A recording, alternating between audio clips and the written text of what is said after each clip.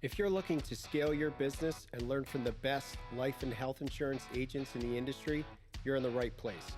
This is your host, Jason Hoffman, and you're listening to the Agents on the Move podcast, where we profile producers who are consistently at the forefront of the industry in production and management expertise.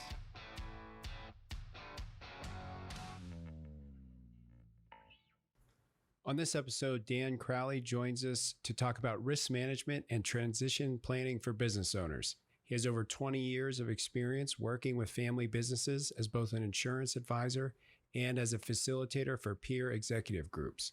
Dan has put together some unique business succession and deferred compensation plans for his clients. Listen in as he gives some insight into how these plans come together. Okay. Dan, you have a very interesting business model. What would you say is the origin story of your life insurance business? So I appreciate the question. My background has always been in consulting. I started with Arthur Andersen in Philadelphia. And from that point forward, whether it was with Andersen or moving into my own practices, I was always coaching small businesses. One of the businesses I started to coach at one point was an executive benefits firm. And we just really hit it off, and I really enjoyed what they were doing in executive benefits. So with non-qualified deferred comp and things like that. So he actually offered me a position with his company. I put my consulting on hold, took the position, and supported the firm, eventually getting my life insurance license. So that's the basic story that got me into life insurance. It was actually through that mechanism of learning about how companies use life insurance. Okay. And when do you think you realized that it could be an integral part of your business, like when it became a success for you? I think, so I was an employee of the firm, and I realized, oh my gosh, I'm getting my license. I'm also always been entrepreneurial. There's probably a good chance I'm going to end up leaving the firm and doing this on my own. So I had done a number of cases inside the firm with clients and different business associates I had known that needed deferred compensation or key employee type of coverage. And so at that point, I left, and it was actually essentially agreed to partner with them as I exited, and so we were able to share some cases. I then moved into Mass Mutual. That organization was really focused on Northwestern life, and I then went to Mass Mutual and started working with Southeastern PA, Mass Mutual Southeastern PA.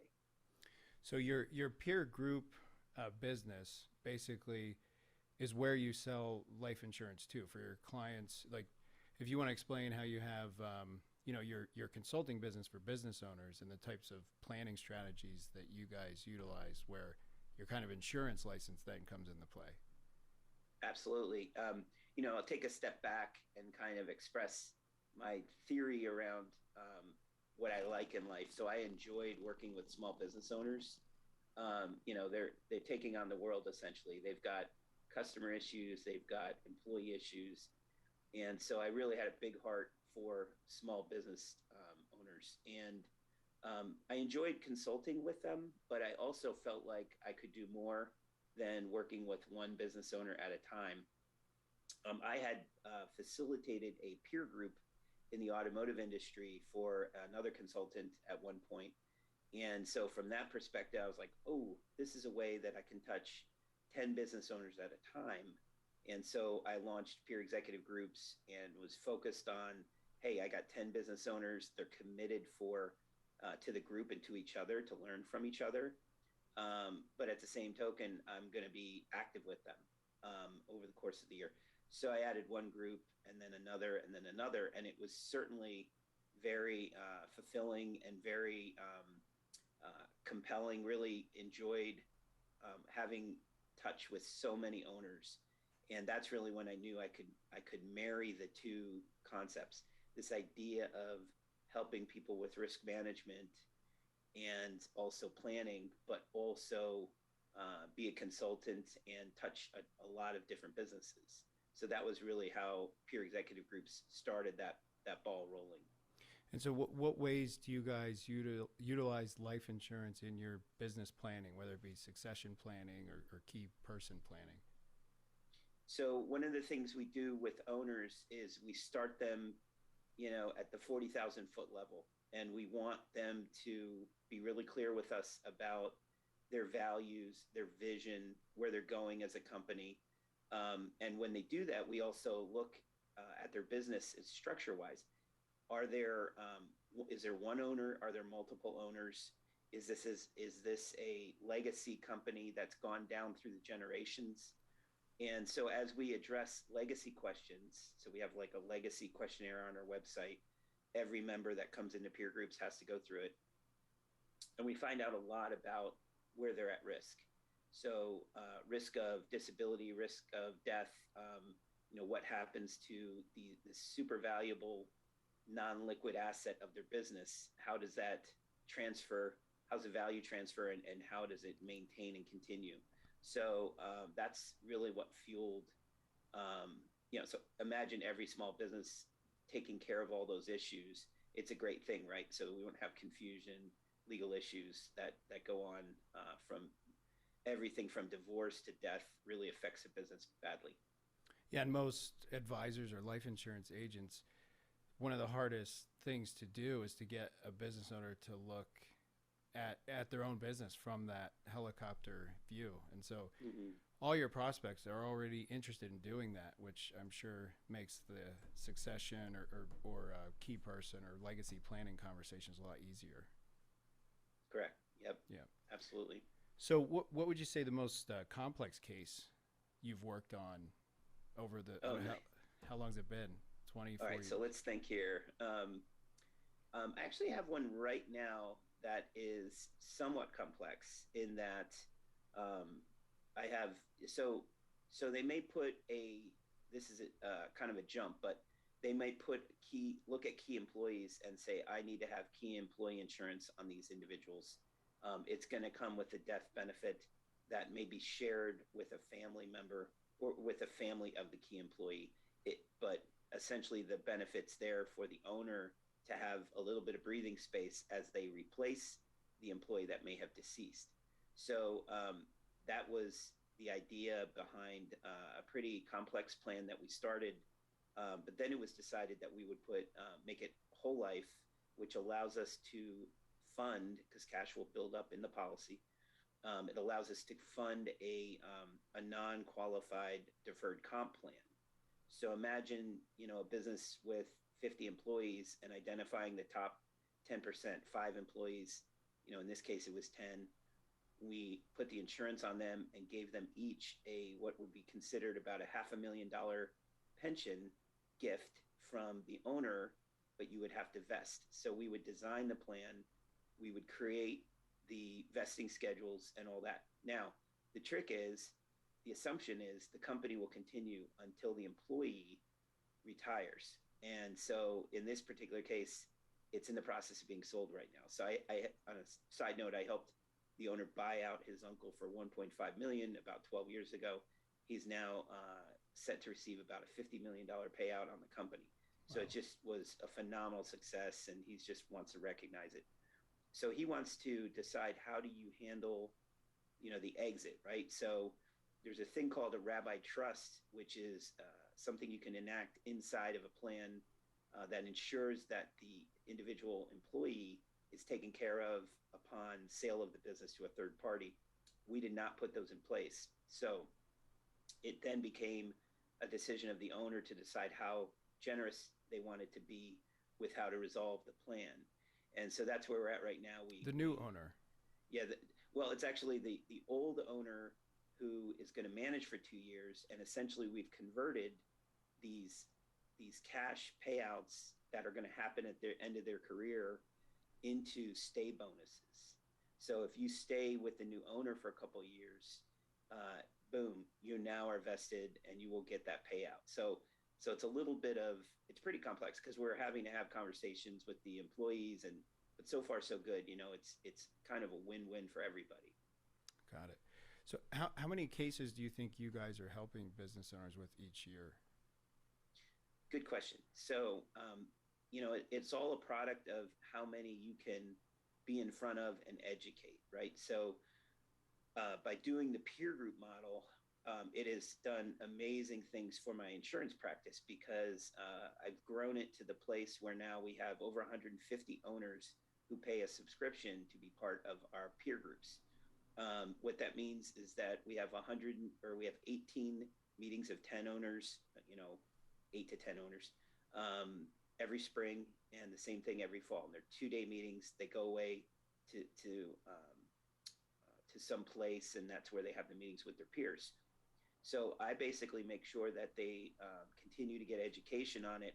And right now, I'd say about a third of them, so about 50 owners in the last 3 years have jumped on the bandwagon and bought insurance policies, both for buy-sell agreements as well as key person insurance and the supplemental executive retirement plans that come with that.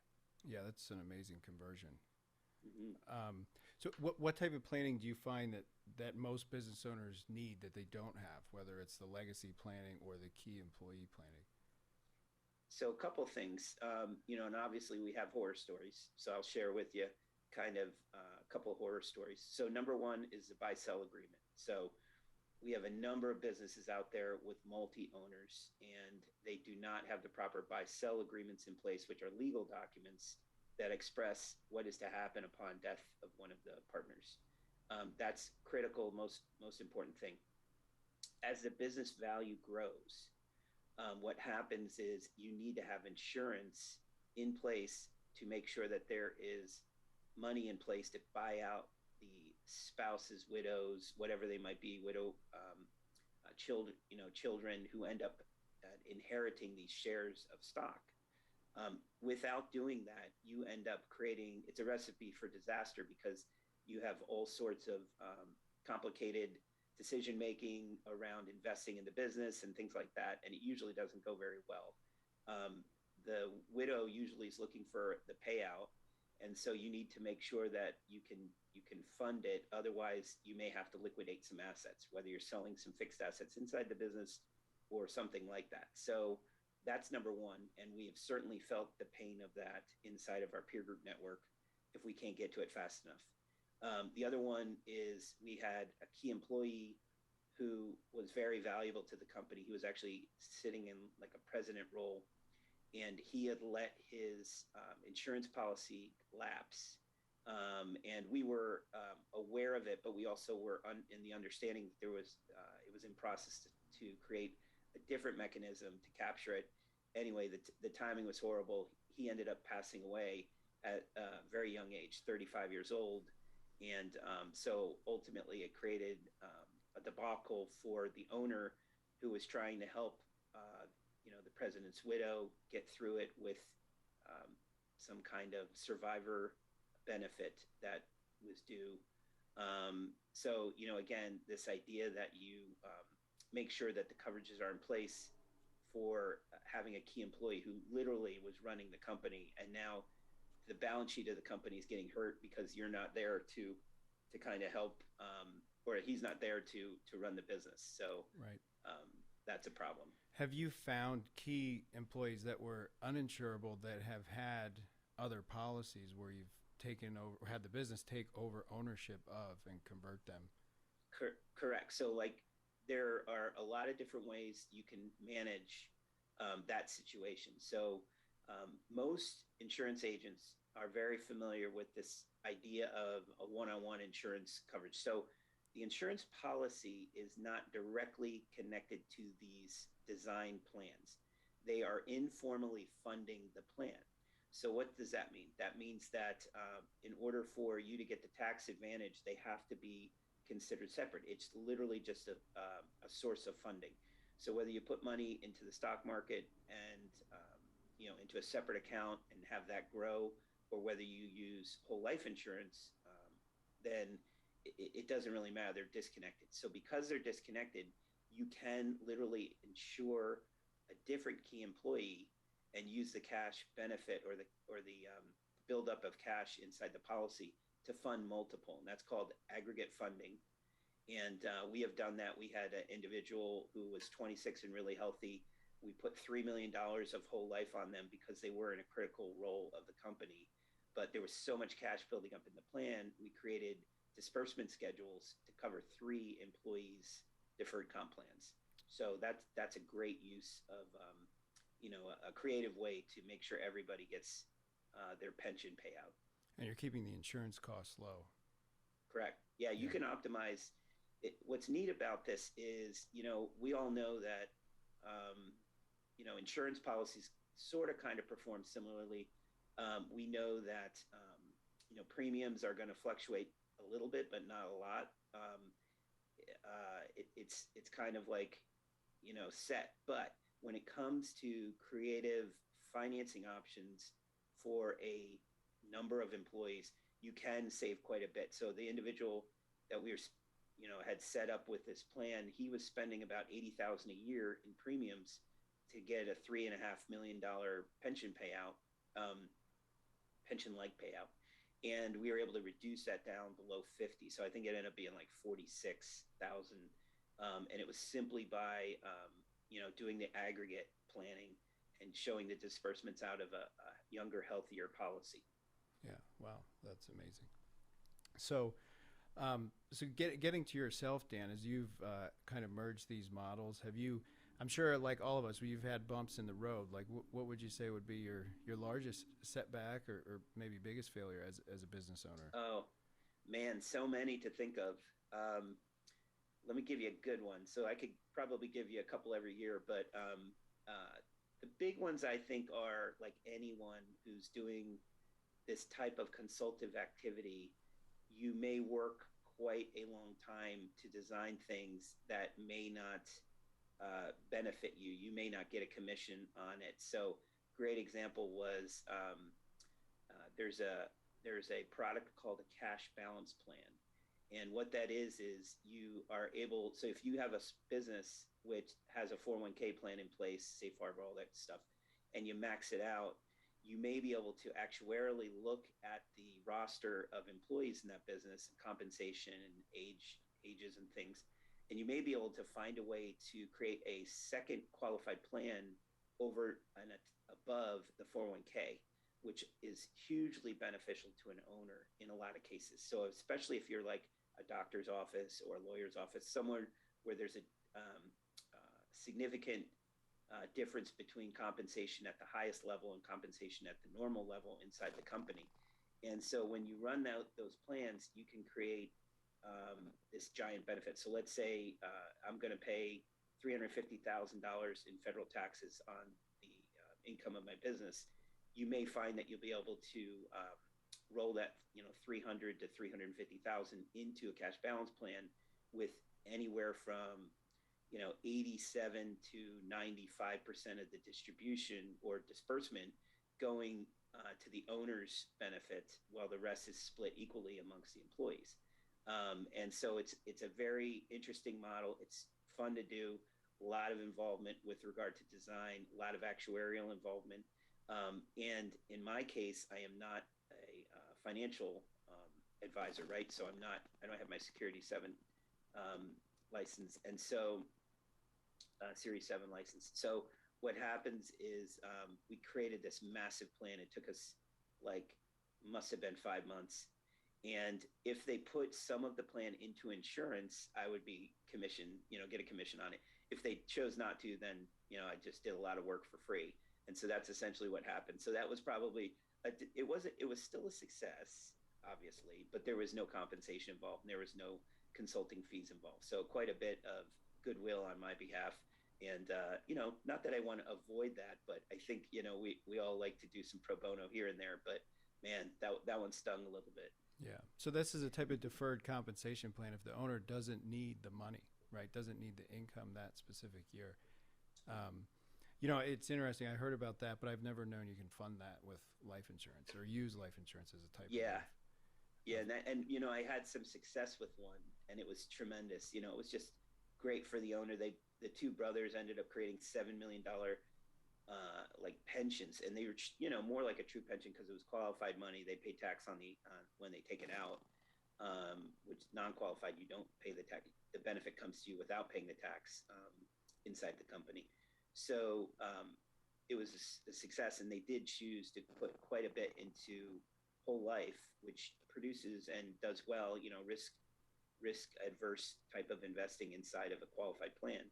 And so it was just great for everybody. Everybody could high five at the end of that one.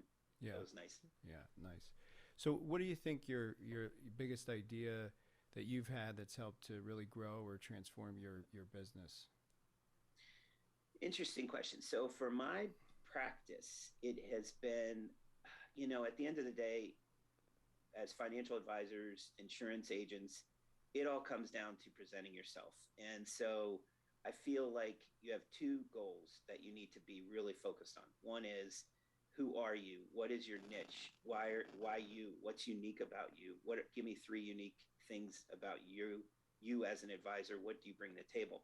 What are your passions? What are you passionate about? So I shared with you prior that, I know an individual who got his insurance license, had a couple connections into the sports world, and literally just became focused on the sports world and having these really creative coverages and success, focusing specifically on that niche. I say anyone can do that at any given time. If you come in, you get your insurance license or become a financial advisor, and you pick a specific niche, you go hard at it, right? So 70% of all my business right now is with heavy construction equipment. I've always enjoyed it. I've had clients in that area.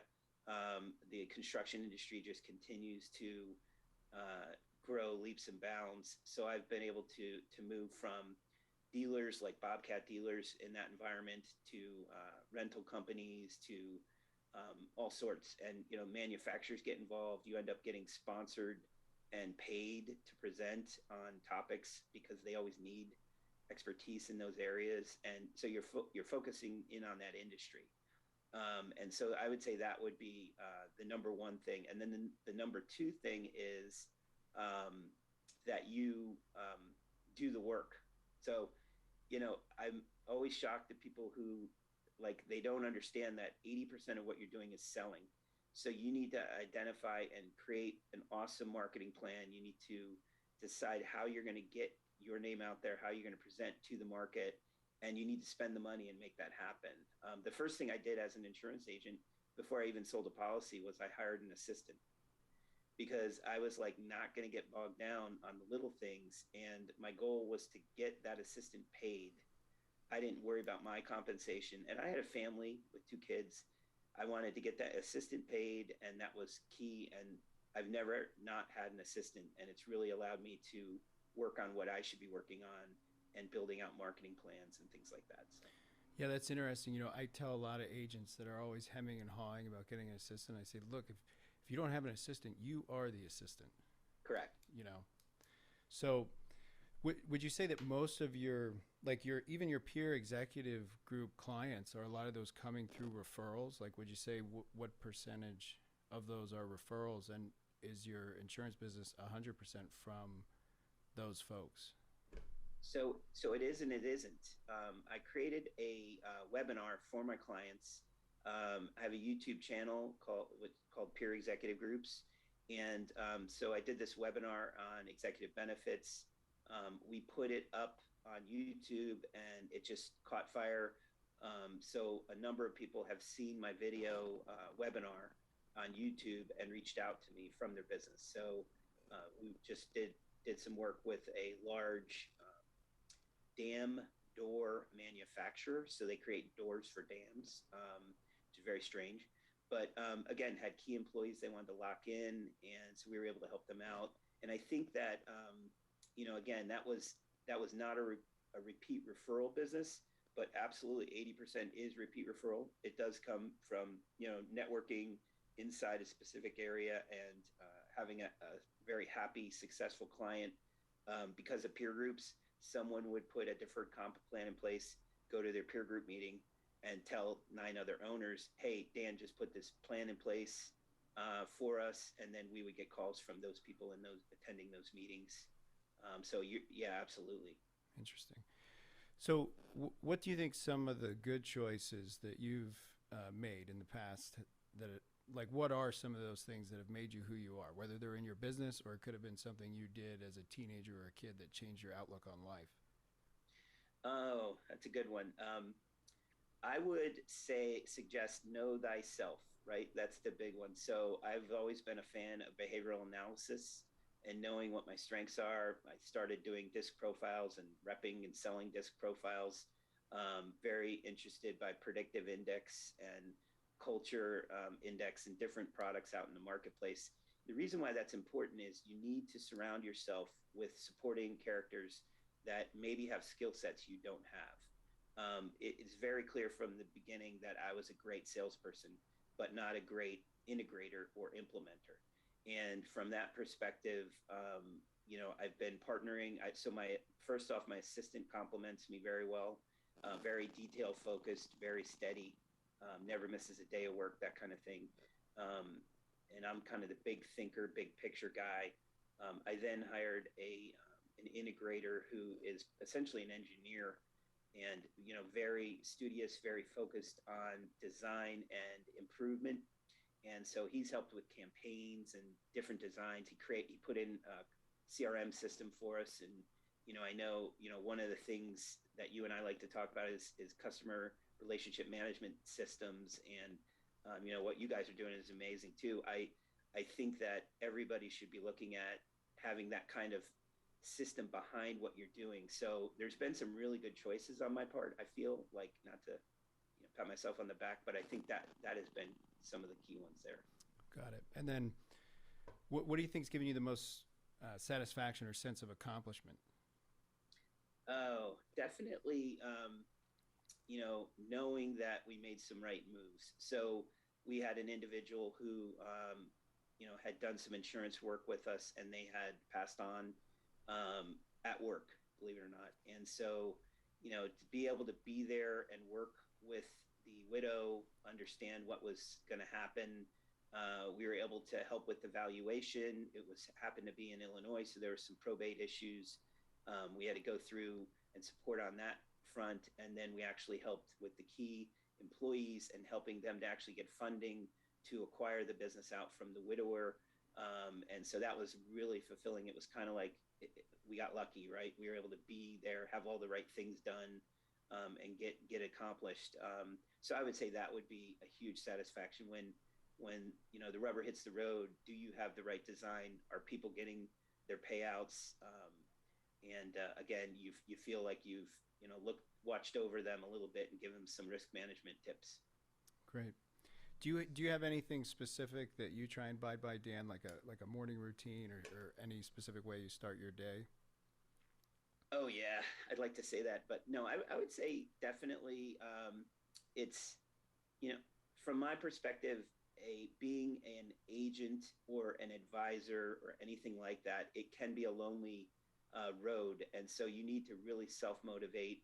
There are some cool things going on right now with morning groups, whether it's the 5 a.m. club or the 12-week plan or 12-week year plan, that kind of thing. I highly recommend that you put yourself in touch with that. So obviously you and I have met through EOA, which is Entrepreneurs Organization Accelerator Program, which just, we hold each other accountable. Every month we have to get together and share. So I would say as a routine, I need to have that in my life. On a very basic level, yeah, I wake up, I try to make sure I have a workout every day, switch off between, aerobic and some muscle work, but, and try to make sure that I read regularly and I'm able to check the box and say, I did some, outside continuing education. Each week, I want to make sure that I can say I've done something there. Got it. So I think you've given a lot of great advice. If there's one thing that you would tell both maybe somebody that's new to the insurance industry, but then also the guy that's been in business a long time that seems to be still trying to find his way? Sure. I mean, at the end of the day, it's self-motivation, right? It's like waking up. You are an Inc. You're an Inc. You're a company. So whether you're Dan Crowley Inc., Jason Hoffman Inc., you have to decide, where you're going to go. What's your vision? How are you going to get there? Break that vision back down into small segments and just start to plan. I love calendar planning. I think you can't just use calendars for appointments. You need to use calendars and put big block chunks of time where you're working on developing things. You want to feel accomplished at the end of a week and know that you worked on the business as well as in the business. And that goes, I have a nephew who just got his insurance license this summer, and it's really been a pleasure to see him kind of get developed, start to use resources and create his own rhythm to what his work life is going to look like. Right. Yeah, not a lot of people can work for themselves. They need somebody to tell them, where to be and what to do. But for those few people that can do that, if you, like you said, if you look at yourself as a business or as a company instead of like as a person, right? And so how would the company handle this, or would the company invest in this? Not, do I have to spend money and then I can't go on vacation type thing, because the company's going to think totally different. I think that's great advice. But I will say, even employees or if you have kind of the agent broker relationships out there, you definitely, you want to look at it from both sides. You want to say, I'm part of a bigger team, but at the same time, I need to be proactive with my planning, and I need to be self-motivating, and I need to be able to correct my actions if I'm going down the wrong path, things like that. So there's a lot of like proactive thinking about, from the 40,000 foot level, even if you are an employee or you're part of a bigger whole. Right. Awesome. Well, thank you so much, Dan. This was a lot of great stuff. Always appreciate talking to you. I always learn something every time I talk to you. So thanks for coming on, man. Well, we appreciate what you're doing for everybody. So keep doing these podcasts. We love it. All right. Thanks, man. All right. Take care, Jason. Cool. Everyone, thank you for listening to the latest episode of the Agents on the Move podcast. You can subscribe to the show wherever you listen to your podcast. If you thought the content was beneficial to you, please subscribe to the show and write a review if you'd like. We look forward to joining you again. Thanks.